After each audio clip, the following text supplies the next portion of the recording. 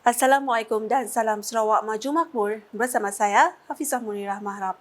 Berita utama, Kerajaan Sarawak bercadang untuk memperkenalkan sistem e-resident untuk pakar dari negara luar bagi menampung keperluan tenaga pakar dalam ekonomi baru yang sedang diterokai di negeri ini. Premier Sarawak Datuk Petinggi Tan Sri Dr. Abang Abdul Rahman Zuhari Tun Datuk Abang Openg berkata, cadangan itu selaras dengan hasrat kerajaan negeri bagi memenuhi keperluan ekonomi baru yang memerlukan tenaga pakar dalam sesuatu bidang bagi berkongsi pengetahuan dengan pakar dari Sarawak.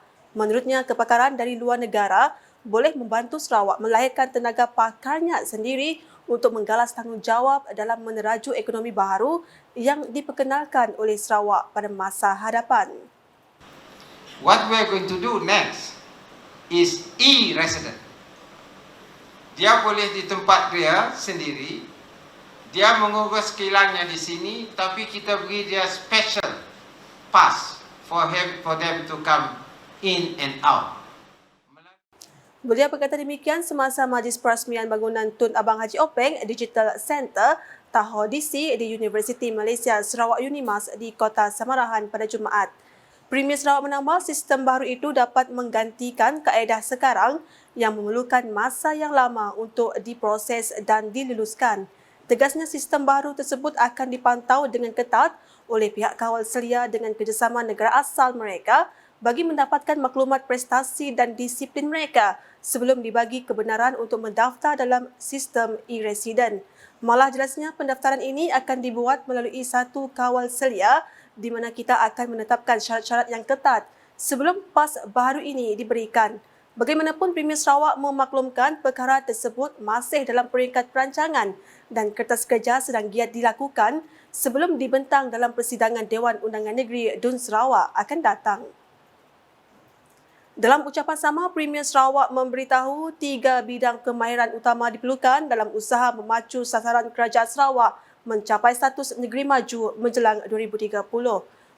Menurut beliau, kerajaan memerlukan generasi muda yang berkemahiran tinggi dalam bidang penganalisis data, pakar keselamatan cyber dan kemahiran robotik.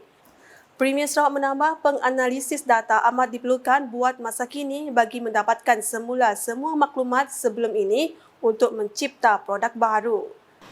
One is to translate the data, number two is to secure the data.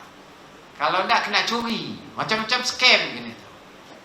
But if you know that is very valuable, they may want to retrieve the data, so we need cyber security specialists.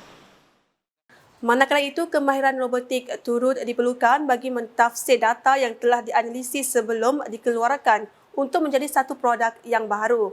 Tahoe DC akan menjadi pusat operasi Pusat Pembangunan dan Khidmat Teknologi Maklumat CITDS yang merupakan tunjang utama dalam menyediakan perkhidmatan teknologi komunikasi dan maklumat ICT selaras dengan agenda ekonomi digital di Sarawak. Dalam hal itu, Premier Sarawak memberitahu penekanan kepada 3 bidang tersebut memperlihatkan usaha kerajaan menyediakan peluang ekonomi baru kepada rakyat negeri ini. That will be a substantial contribution to our GDP growth. And it will create about 45,000 new jobs. 45,000 new jobs. And most of them will be within SME. Hadir sama dalam majlis tersebut ialah isteri Premier Sarawak, Puan Sri Dato' Ahmad Jumaani Tun Tuanku Bujang, Timbalan Menteri Kemajuan Desa dan Wilayah merangkap Ahli Parlimen Kota Samarahan, Datuk Rubiah Wang, Pengerusi Lembaga Pengarah Universiti Tan Sri Datuk Seri Panglima Sulong Majerai, Naib Chancellor Unimas Profesor Datuk Dr. Muhammad Kadin Suwaidi, Timbalan Setiausaha Kerajaan Sarawak, Perancangan Ekonomi dan Pembangunan, Datu Dr. Muhammad Abdullah Zaidil, Presiden Bahagian Samarahan Muhammad Irwan Bahari Bujang serta div-div kenamaan yang lain. Sementara itu, bercakap ketika ditemui media selepas program berkenaan, pelaksanaan projek transit aliran automasi ART bakal memberi manfaat kepada penduduk di Samarahan, khususnya kepada penuntut Universiti Malaysia Sarawak Unimas dan Universiti Teknologi Mara UiTM Cawangan Sarawak kampus Samarahan. Jelas Premier Sarawak, para penuntut universiti berkenaan juga akan diberi diskaun tambang bagi perkhidmatan ART tersebut. Kita deposit di Sarawak Pay, then you know what to do. Okay. Convenient of the student. Situ banyak student berapa banyak? 17,000. 17,000. It's very not the student. The moment you got convenient kat tu, then orang pun hantar anak yang belajar situ. I mean, kita pergi ke belajar market. Kita nak ke convenient kat sini tempat diam. Kerana not all can stay in the campus. They have to stay outside campus. Jadinya makin ART senang dia nak route dari situ yang boleh pergi ke university. Dalam hal itu, Premier Sarawak memberitahu Kerajaan Sarawak berhasrat untuk memberikan pendidikan percuma kepada anak Sarawak yang belajar di universiti milik Sarawak. Jelas beliau, hasrat tersebut mampu direalisasikan sekiranya pendapatan Sarawak terus meningkat.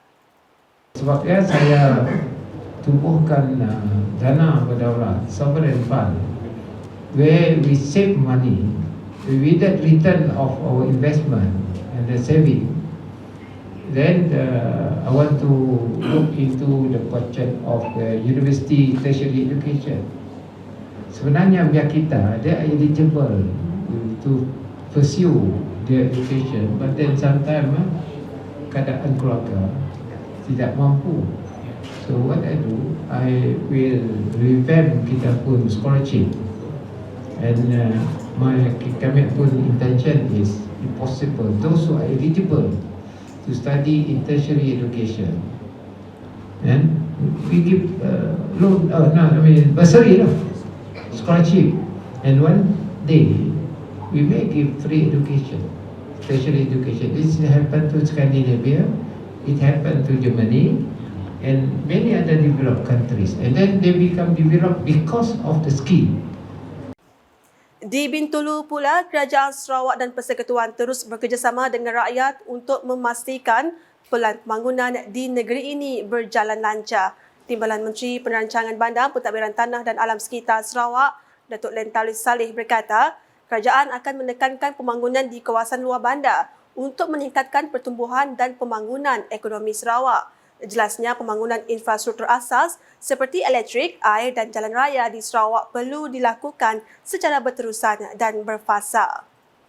Jalinan kerjasama erat inilah dari antara penduduk di persekitaran, kerajaan pusat dan kerajaan negeri untuk memudahkan pelaksanaan pembangunan di negeri ini. Beliau berkata demikian semasa majlis penyerahan cek pampasan bagi projek-projek di bahagian Bintulu pada Khamis.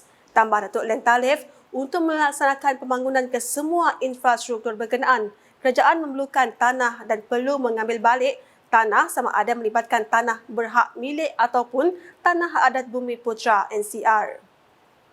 Semua tanah yang diambil balik akan dibayar pempasan berdasarkan penilaian. Jadi dari Jabatan Tanah dan Sabir Sarawak. Manakala di Bintangor, pihak kontraktor yang dipilih melaksanakan projek program transformasi luar bandar RTP diharap dapat menyiapkan projek-projek tersebut dengan mematuhi spesifikasi ditetapkan. Ahli Dewan Undangan Negeri Adun Meradong Datuk Ding Kuang Hing berkata, beliau berharap para kontraktor dapat memberi perkhidmatan dan kualiti kerja yang terbaik. Katanya beliau berharap proses pelaksanaan ke semua projek yang telah diluluskan akan dipercepatkan oleh para kontraktor yang telah dilantik oleh Jabatan Kerja Raya JKR Bahagian Sarike melalui proses cabutan undi. Beliau berkata demikian ketika membuat lawatan dan tinjauan kelulusan projek RTP Dewan Undangan Negeri Dun Meradong pada Khamis.